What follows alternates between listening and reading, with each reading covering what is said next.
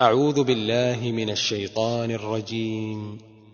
بسم الله الرحمن الرحيم.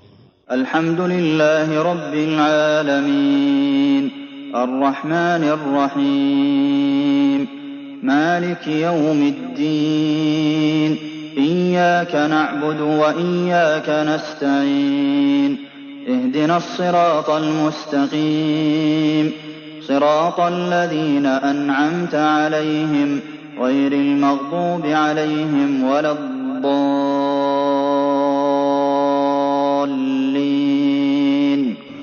أعوذ بالله من الشيطان الرجيم. بسم الله الرحمن الرحيم. الحمد لله رب العالمين الرحمن الرحيم مالك يوم الدين إياك نعبد وإياك نستعين. من شرور أنفسنا ومن سيئات أعمالنا من يهده الله فلا مضل له ومن يضلل فلا هادي له. وأشهد أن لا إله إلا الله وحده لا شريك له وأشهد أن محمدا عبده ورسوله. அப்படியே உட்காருங்க, போகாதீங்க. இது என்னுடைய சொல்லுன்னு நினைக்காதீங்க. இது நபியினுடைய கட்டளை. நாங்களா சொல்றோம்? நபிகள் நாயகம் ஸல்லல்லாஹு அலைஹி வஸல்லம் சொல்லி இருக்கிறாங்க, அமைதி உட்காருங்க, தொழுக முடிஞ்ச இடத்துல அப்படியே தான் உட்காரணும். وقال الله تعالى في القرآن الكريم. இன்னொரு விஷயத்தை கூட நான் நினைவுபடுத்துறேன். குறிப்பிட்ட காலங்களில் பெண்களுக்கு தொழுகிறது கடமை இல்லை. அதே சமயத்தில் பெருநாள் தினத்தன்று தொழுகாவிட்டாலும் பரவாயில்லை, உபதேசத்தில் கலந்து கொள்ளுங்க பெண்கள் சொல்ல கட்டளை. அப்போ இந்த பயான் எவ்வளவு முக்கியம் விளங்கிடுங்க. அளவற்ற அருளாளனும் நிகரற்ற பேரன்புடையவனுமான எல்லாம் வல்ல அல்லாஹ் என்ற திருப்பெயரை கொண்டு எனது ஹஜ் பெருநாளுடைய உரையை நான் ஆரம்பிக்கிறேன். வல்லநாயனின் கருணையும் சாந்தியும் சமாதானமும் நம் உயிரிலும் மேலான நபிகள் பெருமகனார் ரசூலுல்லாஹி ஸல்லல்லாஹு அலைஹி வஸல்லம் அவர்கள் மீதும் அவர்களின் உற்றார் உறவினர்கள் மீதும் அவர்களின் அன்பு தோழர்கள் சஹாபா பெருமக்கள் மீதும் நம் எல்லோரின் மீதும் என்றும் உண்டாகட்டுமாக. அன்பிற்குரிய பெரியவர்களே, தாய்மார்களே, சகோதர சகோதரிகளே, திருமறை குர்ஆனிலும் நபிகள் நாயகம் ஸல்லல்லாஹு அலைஹி வஸல்லம் அவர்களுடைய வழிமுறைகளிலும் பல்வேறு வகையான வணக்க வழிபாடுகளை நமக்கு காட்டியிருக்கிறார்கள். எந்த ஒரு வணக்க வழிபாடாக இருந்தாலும் சரி, அந்த வணக்கம் இறையச்சம் சம்பந்தப்படாமல் இருக்குமானால் அந்த வணக்கத்தை அல்லாஹ் வணக்கமாக ஏற்றுக்கொள்வதில்லை. திருமறை குர்ஆனில் எந்த பக்கத்தை வேண்டுமானாலும் நீங்கள் எடுங்கள், அதில் இறையச்சம் சம்பந்தப்பட்ட வசனம் இல்லாமல் இருக்காது. எல்லா பக்கங்களிலும் அல்லாஹ்வை பயப்படுங்கள் என்ற அந்த கட்டளை எல்லா பக்கங்களிலும் இருப்பதை பார்க்கலாம். ஒவ்வொரு வணக்கமும் அப்படிதான். யா அய்யுஹன்னாஸ் உஅ்புது ரப்பக்கும் அல்லதீ ஹலகக்கும் வல்லதீன மின் கப்லிக்கும் லஅல்லக்கும் தத்தகூன். மனிதர்களே, உங்களை படைத்த இறைவனை நீங்கள் வணங்குங்கள்.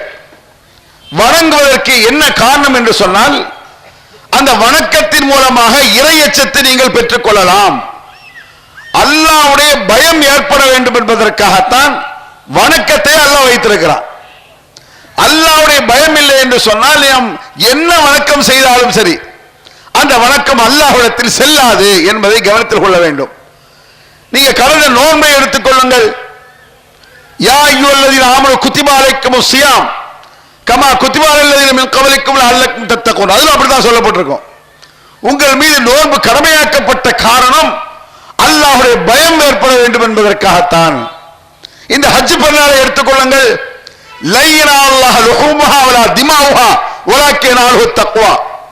நீங்கள் அறுத்து பலியிடக்கூடிய மாமிசங்களோ இரத்தங்களோ அல்லாஹ் வந்து சேர்வதில்லை, உங்கள் பயம் இறையச்சம் தான் அல்லாஹ் வந்து சேர்கிறது என்று எல்லா விஷயங்களிலும் இறையச்சத்தை அடிப்படையாக திருமறை குர்ஆன் சொல்வதை பார்க்கிறோம். ஆனால் நிறைய பேர் தவறாக புரிந்து கொள்கிறோம். என்ன, ரமலானுடைய நோன்பு ஒரு விஷயத்துக்காக நான் சொல்லிட்டு இந்த மேட்டருக்கு வர்றேன். ரமலானுடைய காலம் என்ன என்று சொன்னால், அதிகமாக அல்லாஹ்வை பயப்படக்கூடிய காலம் நினைச்சிட்டு இருக்கிறோம். அப்படி கிடையாது. எல்லா காலமும் அல்லாஹ்வை பயப்படக்கூடிய காலம் தான், குறிப்பிட்ட காலம் என்று கிடையாது. அப்ப ரமலான் எதற்கு? ஒரு பயிற்சி காலம் ரமலான், ட்ரைனிங் சொல்றாங்கல்ல, இன்னும் அதிக அச்சத்தை ஏற்படுத்துவதற்காக ஒரு காலம். இத மக்கள் என்ன நினைக்கிறாங்க? ரமலான் நோன்பு முடியணும், பெருநாள் வரணும், பெருநாள் முடியணும், பிரியாணி தான், அப்புறம் கோட்டில் போய் நிற்காது பிரியாணி முடியும், பிரியாணி கோட்டரம் எல்லாம் வந்துடுது. என்ன காரணம் நினைக்கிய? என்ன இரையச்சம்னா என்னன்னு தெரியல, அது எப்படி செய்யறது? ரமலான் ட்ரைனிங் உடைய காலம். எதற்காக ஒரு மனிதன் ட்ரைனிங் எடுக்கணும்? பிராக்டிக்கல்ல நடைமுறையில் செயல்படுத்தத்தான் ட்ரைனிங். ஒரு உதாரணம் ஈஸியா விளங்கிற உதாரணம் சொல்ல பாருங்க. ஒரு போலீஸ்ல ட்ரைனிங் எடுக்கிறான், திருடர்களை எப்படி ஓடி போய் பிடிக்கிறது, கலவரத்தை எப்படி அடக்கிறது, எதிரிகளை எப்படி ஷூட் பண்றது, இதெல்லாம் போலீஸ் ட்ரைனிங்ல சொல்லி தருவான். ட்ரைனிங்ல நல்ல பயிற்சி எடுத்து திறமையை வளர்த்துக்கிட்டு ஒரு போலீஸ் ஆயிடுறான், அதிகாரி ஆயிடுறான். அப்ப திருட்டு நடக்கு, கலவரம் நடக்கு, அவன் ஸ்டேஜில் உட்காந்து தூங்கிட்டு இருக்கான். ஏன்டா தூங்கிட்டு இருக்க? அதான் ட்ரைனிங்ல ஓடியாச்ச என்று சொன்னால் அவர் முட்டாள் என்று நம்ம சொல்லுவோம். ட்ரைனிங்ல ஓடுறது எதுக்குடா? நடைமுறைப்படுத்தத்தான். எதற்காக ட்ரைனிங்? எதற்கு பயிற்சி? பயிற்சி என்பது நடைமுறைப்படுத்தத்தானே தவிர நடைமுறைப்படுத்தாவிட்டால் அந்த பயிற்சியை வேஸ்ட். அப்படி விளங்கணும். நீங்கள் இரையச்சத்தை ஏற்படுத்திய பிறகு, ரமலானிலும் ஹஜ்ஜிலும் மற்ற காலங்களிலும் இரையச்சத்தை ஏற்படுத்திய பிறகு பிராக்டிக்கல் என்று சொல்கிறார்கள், நடைமுறை அதில் இல்லை என்று சொன்னால் இத்தனை வணக்க வழிபாடுகளும் வேஸ்ட் ஆகிவிடும் என்பதை கவனத்தில் கொள்ள வேண்டும். இரையச்சம் ஒரு விஷயத்தை நான் சொல்லிக்கிறேன். ஏன் இப்ராஹிம் அலைஹிஸ்ஸலாம் அவர்களை இந்த ஹஜ் பெருநாளுடைய முக்கிய லீடராக, ஹீரோவாக அல்லாஹ் திருமறை குர்ஆனில் பல இடத்துல சொல்லி காட்டுறான்? என்ன காரணம்? இப்ராஹிம் அலைஹிஸ்ஸலாம் அவர்களை போன்ற ஒரு இறை பயமுடையவர். இறை பயம் என்றால் அவனை தவிர எதற்கும் அஞ்சாத ஒரு மென்டாலிட்டி அவருக்கு. எதற்கும், எத்தனை பெரிய கூட்டங்களுக்கும் மனிதனுடைய அடக்குமுறைகள், அக்கிரமங்கள், அநியாயத்திற்கு கொஞ்சம் கூட அசைந்து கொடுக்காத ஒரு தனி சக்தி, மாபெரும் ஒரு வீரராக இருந்தார் இப்ராஹிம் அலைஹிஸ்ஸலாம். சும்மா இரையச்சத்தை பேசவில்லை, இரையச்சம் என்று சொல்வதற்கு தகுதி இருக்க வேண்டும் அப்படிங்கிற அல்லாஹ் குர்ஆன்ல. எல்லாரும் இரையச்சத்தை பேச முடியாது. நானோ நீங்களோ சும்மா இரையச்சத்தை சொல்லிட முடியுமா? நம்ம எல்லாரும் அல்லாஹ்வை பயந்துக்க. சில பேரை பார்த்தீங்கன்னா இரையச்சத்தை சொல்லுவோம், அஸ்தக்ஃபிருல்லாஹ், மறுபடியும் அல்லாஹ் கேட்டுவான்.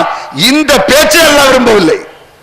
இந்த பேச்சுக்காக இரையச்சம் அல்ல, உள்ளத்தில் பயம் இருக்க வேண்டும், அதை வெளியே சொல்ல வேண்டும். உள்ளத்தில் பயம் இல்லாத இரையச்சத்தை சொன்னால் அதற்கு அவர்கள் தகுதியற்றவர்கள் என்று நான் சொல்லல. குர்ஆன்ல ஒரு வசனத்தை பாருங்க, அற்புதமான வசனம் பாருங்க. இது ஜாலல்லதீன கஃபரு ஃபீ குலூபிஹிமுல் ஹமியத்தல் ஜாஹிலியா, யாருடைய உள்ளங்களில் நன்றி கெட்டதனம் இருக்கிறதோ, அல்லாஹ்வை மறந்துவிடக்கூடிய நன்றி கெட்டதனம் எவனுடைய உள்ளத்தில் இருக்கிறதோ அவன் மடத்தனமான பிடிவாதம் பிடிக்கிறான், மடத்தனமாக வைராக்கியம் பிடிக்கிறான். அப்படின்னா என்ன? உள்ளத்துல நன்றி கெட்டதனம் இருக்கு, இஸ்லாம் உள்ளத்துல இல்ல, இரையச்சம் உள்ளத்துல இல்லை என்றால் அவனுடைய பேச்சுக்களில், செயல்களில் மடத்தனமான வைராக்கியம் இருக்கும், அக்கிரமமான வைராக்கியம் இருக்கும். அப்படின்னா என்ன? ஒரு தவறை செய் என்று ஒருவன் வைராக்கியம் பிடித்தால் அது மடத்தனமான வைராக்கியம். ஒரு நல்லதைத்தான் செய்வேன் என்று ஒருவன் வைராக்கியம் பிடித்தால் அது பாராட்டத்தக்க வைராக்கியம். நல்லா கவனிச்சுக்கணும். ஏன் மடத்தன வைராக்கியங்கிறான்ல? உலகத்தில் நம்ம பார்க்கிறோம், தவறை செய் என்று பிடிவாதம் பிடிப்பாங்க. தவறுனா என்ன? உதாரணத்துக்கு ஈஸியா விளங்குறாங்க, வரதட்சணையான கல்யாணம், கொடுமையான அநியாயமான கல்யாணம்.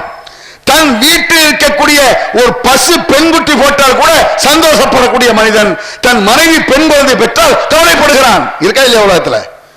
தான் வீட்டில் இருக்கக்கூடிய எருவு மாடு பெண்குட்டி சந்தோஷம், தான் மனைவி பொம்பளை பிள்ளை போட்டா கவலை. அந்த அளவுக்கு இந்த ஒரு மிருக குலத்தை கொண்டு சென்றது எது? வரதட்சணை தான். இந்த வரதட்சணைக்கு வாங்காதங்கிறோம். அந்த மாதிரி கல்யாணத்துக்கு வரமாட்டேன்னு நான் சொல்றேன்னு வைங்களேன், என்ன சொல்லுவாங்க? ஏன்டா வரமாட்டேன்னு பிடிவாதம் பிடிக்கிற, வந்து கொஞ்சம் சாப்பிட்டு போவோம், ஏன்டா இந்த அயக்கத்தனம் பண்ற? வரமாட்டேன் என்பது மடத்தனமான பிடிவாதம் அல்ல, பாராட்டத்தக்க வைராக்கியம். நல்லதைத்தான் செய்வேன், நபி வழியில் தான் செய்வேன், தவறை செய்ய மாட்டேன், இது ஆரோக்கியமானது, பாராட்டத்தக்கது. கெட்டதை செய்யாவிட்டால் விடமாட்டேன், இது மடத்தனமான பிடிவாதம். இது எப்படி புரிஞ்சுக்க? இது ஈஸியா புரிகிறதுக்கு ஒரு 1ஆம் நம்பர் போதை ஒரு பயங்கரமா அடிச்சிட்டு இருக்கான், சாராயம் குடிச்சிட்டு இருக்கான். அவன் என்ன செய்ய தன் ஃப்ரெண்டுட்ட ஒரே ஒரு மடக்கு குடிலாங்கிறான், முடியாதுங்கிறான். இவன் குடிக்க முடியாது, கொஞ்சம் குடியண்டா, முடியாது. ஏண்டா பிடிவாதம் குடிக்க மாட்டேன்னு, கொஞ்சமாவது குடியண்டா. இதை பிடிவாதம் ஒத்துக்குவா? குடிக்க மாட்டேன் என்பது வைராக்கியம், சரி, நெஞ்சுறுதி. குடி அக்கிரமத்தை செய்யுங்கிறிய அதுதான்டா வரட்டுத்தனமான பிடிவாதம். அது திருமறை குர்ஆன்ல என்ன சொல்றானா, தவறை செய் என்று யாரெல்லாம் கட்டாயப்படுத்துகிறானோ, நபி வழியை செய்யாத, ஊர் வழக்கத்தை செய்ய அப்படிங்கிறான். முடியாதுங்க. நான் முடியாது என்று சொன்னால் அது ஆரோக்கியம். செய் என்று எவரெல்லாம் சொல்கிறானோ அவர்கள்லாம் மடத்தனமான பிடிவாதத்தில் இருக்கிறார்கள். இது நம்முடைய கருத்தான் கிடையாது. தவறை செய் என்று சொன்னால் மடத்தனமான பிடிவாதம். இந்த இடத்தில் ஒரு வசனத்தை அடுத்து அல்லாஹ் சொல்றான், ஃபன்ஸலல்லாஹு ஸக்கீனத்தஹு அலா ரசூலிஹி வ அலல் முஃமினீன் வஅல்ஸமஹும் கலிமத்தத் தக்வா வ கானூ அஹக்க பிஹா வ அஹ்லஹா. இந்த நேரத்தில் சரியான வழிதான் நடப்பேன் என்று யார் சொல்கிறார்களோ, இந்த பயான்ல இருந்து சில பேர் நினைப்பீங்க உடனே தமிழ்நாடு தௌஹீத் ஜமாத் பெரிய யோக்கியம் இப்படி நினைக்காதீங்க. ஒவ்வொரு ஆளுக்கும் நான் சொல்றேன், எந்த இயக்கத்தில் இருந்தாலும் நபி வழி இருக்கான்னு பாருங்க. உங்கள்கிட்ட நபி வழி இருந்தா ஓகே. ஒரு இயக்கத்திற்காக ஒரு ஜமாத்திற்காக இந்த கருத்தை கிடையாது. நீங்க நபி வழி இருக்கிறீங்க. உலகமே சொன்னாலும், சொல்ல போனால் தமிழ்நாடு தௌஹீத் ஜமாத் என்று சொல்லிக்கொண்டு ஒரு நபி வழிக்கு மாற்றமாக வைராக்கிய முடித்தால் மடத்தரமான பிடிவாதம். நான் தமிழ்நாடு தௌஹீத் ஜமாத்தில் இல்லை, நபி வழிதான் நடப்பேன் என்று ஒரு உறுதியாக இருந்தால் பாராட்டத்தக்கது. இது ஜமாத் ஒரு கூட்டமா இல்ல. ஜமாத் என்பது இந்த உலக வழக்குக்கு மார்க்கத்தை சொல்வதற்கு ஈஸியா இருக்கிறது என்பதற்காக வச்சிருக்கோம், அவ்வளவுதான். அப்ப அடிப்படை என்ன என்று சொன்னால், நபி வழியை செய்வேன் என்று எவன் உறுதியாக இருக்கிறானோ அவன் மீது அல்லாஹ் சக்கீரத் ரிலாக்ஸை கொடுக்கிறான், நிம்மதியை கொடுக்கிறான். நல்லா கவனிச்சு பாருங்க. சரியான வழியில் இருப்பேன் என்று யார் உறுதியாக இருக்கிறார்களோ அவர்களுக்கு நிம்மதி இருக்கிறது குர்ஆன்ல இருக்கு. கண்டிப்பா இருக்கத்தான் செய்யும். எப்படி? உதாரணம், எனக்கு எங்க வீட்டில் ஒரே பிரச்சனை. என் பாப்பா என் அண்ணன் தம்பி சொந்தக்காரங்க தான் நபி வழி நடக்க விட மாட்டேங்கிறான், வீட்டுக்குள்ள வராதங்கிறான், அதை செய்யாதங்கிறான், இதை செய்யாதங்கிறான், வெளியே சொல்றான். இவன்லாம் ஒரு பிள்ளையா? என்னத்தை சொன்னாலும் கேட்க மாட்டேங்கிறான். அவன் இஷ்டப்படி செஞ்சுட்டு இருக்கான். நம்ம நபி வழி தான் இருப்போம், அவன் இஷ்டப்படி செஞ்சுட்டு இருக்கான்னு சொல்லி வீட்டை விட்டு நம்ம துரத்திடுறாங்க. அல்ல ஒரு ஜமாத்தை விட்டு துரத்திடுறான், நம்ம ஏரியா விட்டு துரத்திடுறான். அவனுக்கு டென்ஷன் இருந்துகிட்டு தான் இருக்கும். சும்மா நம்ம தெருவில் போனாலே இவன் இங்க வர்றான், என்ன டென்ஷன்ல இருப்பான். இவன் என்ன செய்வான், நம்ம நபி வழிப்படி நடந்தோம், எவன் என்ன நினைச்சா நமக்கு என்ன, நிம்மதி வந்துடும். ஏன் கருத்துப்படியாக நடந்தேன், நானு ஏன் இஷ்டப்படியா நடந்தேன், என்னுடைய மென்டாலிட்டியாடா சுயநலமா நடந்தானா, இத்திமா ஹவா மன இச்சைப்படி நான் நடந்தேன் இல்ல, ரசூலுல்லாஹ் சொல்படி நடந்திருக்கேன். அப்புறம் என்ன எனக்கு கவலை? என் தாய் அப்ப என்ன வெறுத்துட்டான், எதனால? நபி வழிப்படி நடந்ததுனால எனக்கு கவலை வராது. தாய் எப்ப வேணும் தான், நபிகளை விட்டுட்டு தாய் எப்ப வேண்டியதில்லை. பெற்றோர் பெருசு இல்லையா, பெற்றவர் பெருசு, பெற்றோரை படைத்தவன் அப்படி பார்க்கணும். என்னையும் உன்னையும் என் பெற்றோரை படைத்தது யாரு என்று ஒருவன் முடிவுக்கு வந்தால் சக்கீரத்தஹு நிம்மதியை கொடுக்கிறான் அல்லாஹ். இந்த நபியின் மீதும் இந்த தூதரின் மீதும் இந்த நபியை பின்பற்றியவர் மீதும். அதான் பாயிண்டாங்க. நம்ம நினைச்சக்கூடாது ஓ ரசூலுல்லாஹ்க்கு மட்டும் அல்லாஹ் நிம்மதி கொடுக்கிறான் போல் இருக்கு, அப்படி கிடையாது. யா அய்யுஹன் நபியு ஹஸ்புக்கல்லாஹ் வ மன் இத்தபஅக மினல் முஃமினீன், நபியே உமக்கும் உன்னை பின்பற்றியவருக்கும் அல்லாஹ் போதுமானவன் என்று சொல் அப்படிங்கிறான். அல்லாஹ் போதுமானவன் யாரும் சொல்லலாம், எல்லாரும் சொல்லிட முடியாதுங்க. ஞாபகம் வச்சுக்கோங்க, நான் நபி வழிப்படி நடக்கல, அல்லாஹ் போதுமானவன் சொல்ல முடியாது. ஏன்? வகானூ அஹக்க பிஹா வ அஹ்லஹா, நபி வழிப்படி நடப்பவன் தான் அதற்கு தகுதியானவன் அப்படிங்கிறான். அப்படின்னா என்ன? தகுதி இல்லாதவன் இறையச்சம் பேச நம்மளுக்கு சிரிப்பு தான் வரும். தகுதி இல்லாத இறையச்சம் சிரிப்பமா வராதா? வரும். எப்படின்னு பாருங்க. 1ஆம் நம்பர் போதையில பயங்கர கிக்கு. ஏன் இதை சொல்றேன்னா இதை ஈஸியா புரியும், அதுக்கு தான் போதையை சொல்றேன், மக்களுக்கு ஈஸியா புரிபட்டும். 1ஆம் நம்பர் போதையில கிக் அடிச்சுட்டு ஒரு வர்றான். வரும்போது நீங்க என்ன செய்ய, அவன் வரும்போது உங்களை பார்த்து போதையில அஸ்ஸலாமு அலைக்கும் பாய் அப்படின்னு தள்ளாடிக்கிட்டே சொல்றான். நீங்க பதில் வராது உங்களுக்கு, எனக்கு போதையில வர்றான். ஏன்டா இப்படி அநியாயம் பண்ற, அல்லாஹ் பயந்துக்கடா அப்படின்னு நீங்க சொல்றீங்க. இறையச்சு சம்பந்தப்பட்ட வார்த்தை தானே, அல்லாஹ் பயந்துக்கன்ற நல்ல வார்த்தை தானே. நீங்க அவன்கிட்ட சொல்றீங்க ஏன்டா இப்படி அக்கிரமம் பண்ற, அல்லாஹ் பயந்துக்கடா. அவன் சொல்றான் நீ முதல்ல அல்லாஹ் பயப்படு பாய், என் சலாத்துக்கு பதில் சொல்லு பாய்கான். போதையிலே சிரிப்பு தான் வரும். ஏன்? தகுதியற்றவன் அவன். ஏன்டா உள்ள சாராயத்தை மூத்திரத்தை ஊத்திருக்க, கழுத மூத்திரத்தை ஊத்திக்கிட்டு அல்லாஹ் பயப்படி சொல்ல தகுதி இருக்கா உனக்கு நினைக்கல. அப்ப அக்கிரமத்தை செய்து கொண்டு அல்லாஹ்வை பயந்து கொள் என்று சொல்வதற்கு தகுதி கிடையாது. ஞாபகம். இது இன்னும் சொல்வது என்றால், நல்ல குடும்ப பெண்கள் இருக்காங்க, எல்லாருமே நல்ல குடும்ப பெண்கள் தான். அதுல சில பேர் என்ன செய்வாங்கன்னா, குடியை கெடுக்கிற பெண்களும் இருப்பாங்க. ஆண்கள்கிட்ட சில தவறுகள் சில மிஞ்சி இருக்கும், பெண்கள்கிட்ட சில தவறு மிஞ்சி இருக்கும். இந்த புறம் பேசுறது, கோல் சொல்றது, பொறாமப்படுறது ஆண்களை விட பெண்கள்கிட்ட கூட. ஆண்கள்கிட்ட உண்டு, பெண்கள்கிட்ட கூட. தண்ணி அடிக்கிறது, பீடி அடிக்கிறது, சில அரட்டை அடிக்கிறது பெண்களோட ஆண்கள்கிட்ட கூட சில மிஞ்சி போய் நிற்கும். அது இந்த குடியை கெடுக்கிறதுங்கிறது பெண்கள்கிட்ட அதிகமா இருக்கும். எந்த ஒரு தாலியா இருக்கிறது கிடையாது, 2 கட்ட ஆக்கிறது, வாழாம ஆக்கிறது. அந்த பொம்பளை போயிட்டு நீங்க சொல்லுங்க, ஏமா குடும்பத்துல வம்பு இழுக்கிற, எது குடும்பத்தை கெடுக்கிற, அல்லாஹ் பயந்துக்க, இந்த மாதிரிலாம் பண்ணிட்டு இருந்த அல்லாஹ் சும்மா விட மாட்டான், எங்களுக்கு அல்லாஹ் இருக்கான் அப்படின்னு நீங்க உபதேசம் பண்றீங்க. அவ என்ன செய்வா, எங்களுக்கும் அல்லாஹ் இருக்கான். யாரு குடியை கெடுத்து நாள மக்கள் சொல்லுவான், நம்மளுக்கு இவளுக்கு அல்லாஹ் இருக்கான். ஏன் வருது, தகுதி இல்லை. நீ குடியை கெடுக்கிற, அக்கிரமம் பண்ற, அநியாயம் பண்ற, கோல் சொல்ற, புறம் பேசுற, புறாம பண்ற, எல்லாம் மனுஷியா உனக்கடி அல்லாஹ் கேட்கணுமா இல்லையா? இது எல்லாவற்றுக்கும் பொருந்தும். அல்லாஹ்வுடைய பயம் நீ ஒழுங்காக இல்லாமல், உன் உள்ளம் ஒழுங்காக இல்லாமல், நீ நல்லவராக இல்லாமல் பிறருக்கு என்னடா அல்லாஹ், பிறருக்கு என்ன அல்லாஹ்வுடைய பயத்தை சொல்ற? அப்ப இறை பயத்தை அல்லாஹ் என்ன சொல்ற, உன்னிடத்தில் இருக்க வேண்டும். நீ அல்லாஹ் பயப்படணும், நீ ஒழுக்கமா நடந்துகிட்டு அல்லாஹ் பயப்படுங்கணும். அந்த தகுதி யாருக்கு இருக்குன்னா, நபி வழிப்படி நடப்பணும் தான் இருக்கின்றான். யாரா இருந்தாலும் சரி, நபி வழிப்படி நடக்காமல் அல்லாஹ் கேட்பான், தகுதியில போராட வேண்டியதான். அல்லாஹ் கேட்பான், அல்லாஹ்வை பயப்படு என்று இப்ராஹிம் நபி சொன்னார் என்றால் தகுதி இருந்தது அவருக்கு, சும்மா கிடையாது.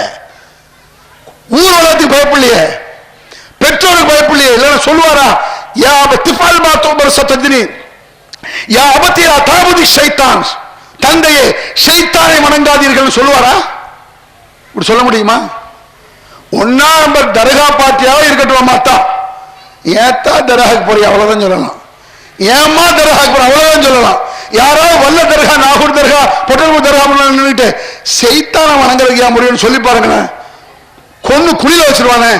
ஏன் நம்மளுக்கு சொல்ல யோசிப்போம். இப்ராஹிம் நபி சொல்ற, ஏன் ஷைத்தானை வணங்குகிறீர்கள், ஷைத்தானை வணங்காதீர்கள். உடனே அவரு என்னடா பண்ணிட்டு இருக்க, வஜிதனாலைக்கு ஆப்பாவனா, எங்க அத்தா செஞ்சதுரா அப்படின்னாரு. யாரு? இப்ராஹிம் அலைஹிஸ்ஸலாம் அப்பா. இப்ராஹிம் அலைஹிஸ்ஸலாம் அத்தா சொல்றாரு, எங்க அத்தா செஞ்சது. உடனே இப்ராஹிம் அலைஹிஸ்ஸலாம், நான் உங்களை தான் கூமுட்டேன்னு நினைச்சா உங்க அத்தாவும் கூமுட்டதானாங்கிறாரு. அப்படியானால் நீங்களும் உங்கள் மூதாதையர்கள் வழிகட்டவர்கள். இதெல்லாம் எப்படி சொல்ல முடிஞ்சு? இந்த சொல்ற தகுதி அவருக்கு எப்படி வந்துச்சு? உண்மையில் அல்லாஹ்வை பயப்படுது. உண்மையில் பயப்படுதுன்னா நிறைய விஷயம் இருக்கு. உண்மையில் பயப்படுதுன்னா, தான் மகனை தூக்கி அறுக்க வந்தாருலங்க, இது என்ன காரணம் நீங்க நினைக்கிறீங்க? ஏன்னா புள்ள பாசம் இல்லையா அவருக்கு, பெற்ற பாசம் இல்லையா இப்ராஹிம் நபிக்கு? கடுமையாக இருந்தது. தூக்கி அறுக்கிறதுனா என்ன? அல்லாஹ் கட்டளை போட்டான்.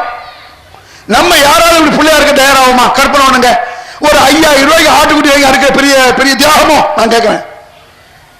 10,000 ரூபாய்க்கு ஒரு ஆட்டுக்குட்டி, 15,000 ரூபாய்க்கு தென்காசில ஆட்டு இந்த ஆடு இல்ல, 20,000 ரூபாய், இது பெரிய தியாகமா? அது 20 லட்சம் ரூபாய் வாங்க இருந்தா 20 ரூபாய்க்கு ஆட்டுக்குட்டி வாங்கலாம், அவ்வளவுதானே. 50 லட்சம் இருந்தா பெரிய மாடு ஒட்டகம் வாங்குவேன்.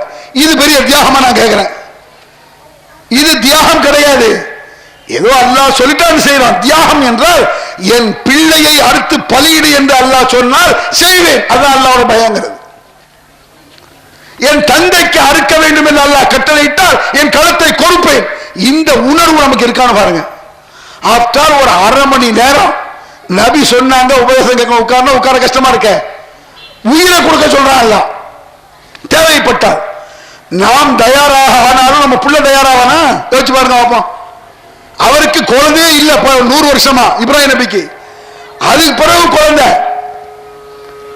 ஒரு 5 வருஷம் 10 வருஷம் புள்ள இல்லைன்னா அவங்க ஈமான் போயிருங்க. பெரும்பாலும் தர்கால போய் கிடக்கிறால போய் பாருங்க, பெரும்பாலும் 80% பிள்ளை இல்லாண்டு தான் கிடப்பாங்க. குழந்தை இல்லாத பிரச்சனை தான் ஈமானை அடகு வைப்பார்கள், பார்க்கிறோம். அப்படிப்பட்ட இதை குழந்தை அறுக்க மனசு வருமா? ஒருவர் தயாராகி விட்டாலும் மகன் ஒத்துக்குவானா?